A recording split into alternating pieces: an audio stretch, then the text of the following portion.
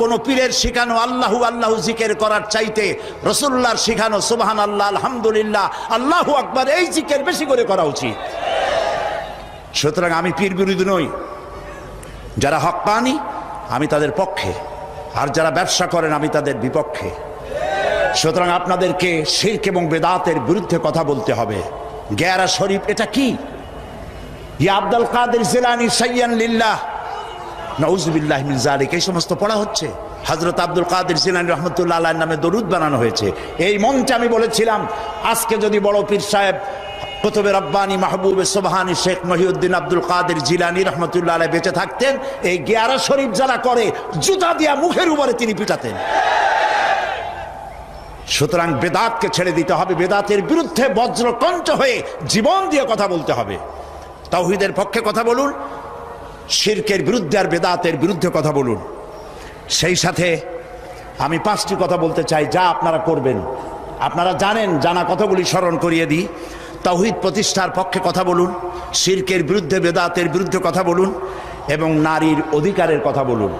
কারণ আজকে বলা হয় ইসলাম নারীকে পর্দার মধ্যে ঢুকাইয়া তাদেরকে অধিকার থেকে বঞ্চিত করেছে। না, পৃথিবীতে ইসলাম নারীকে যে অধিকার দিয়েছে এই অধিকার পৃথিবীতে কেউ দিতে পারে নাই। পাশ্চাত্য নারীকে পুরুষ বানাইয়া নারীর অধিকার দিয়েছে, আর ইসলাম নারীকে নারীর মর্যাদায় রেখে পুরুষের সমান অধিকার দিয়েছে। আমি সে কথা আগামীকাল রাত্রে বলবো এখানে ইনশাআল্লাহ।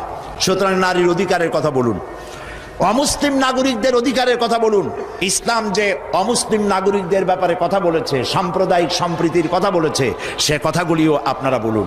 এবং নিজের জ্ঞানকে, এইসব কথা বলার জন্য নিজের জ্ঞানকে শানিত করতে হবে, নিজের জ্ঞানকে সমৃদ্ধ করতে হবে। কিতাবুত তাওহীদ পড়ুন, আকীদাতুত তাহাবিয়া পড়ুন। নিজে আকীদা কেমন হওয়া উচিত রাসূলের প্রতি, সাহাবায়ে কেরামদের প্রতি, এবং আল্লাহর ওয়াহদানিয়তের প্রতি, তার জাতের প্রতি আকীদা কেমন হওয়া উচিত, এসব কিতাবপত্র, হাদিস, কোরআন বেশি করে পড়ে মানুষের কাছে এই কথাগুলি আমরা যত বেশি বলতে পারবো ততই আমাদের জন্য কল্যাণ হবে। হাজারাত উলামায়ে কেরাম, যেহেতু নামাজের ওয়াক্ত সামনে, আমি আর কথা বলতে চাই না। যেহেতু আরও 2 জন মুরব্বী, আমাদের মুরব্বী, তারা সহি রাহনুমাই করেন জাতির, তারা কথা বলবেন।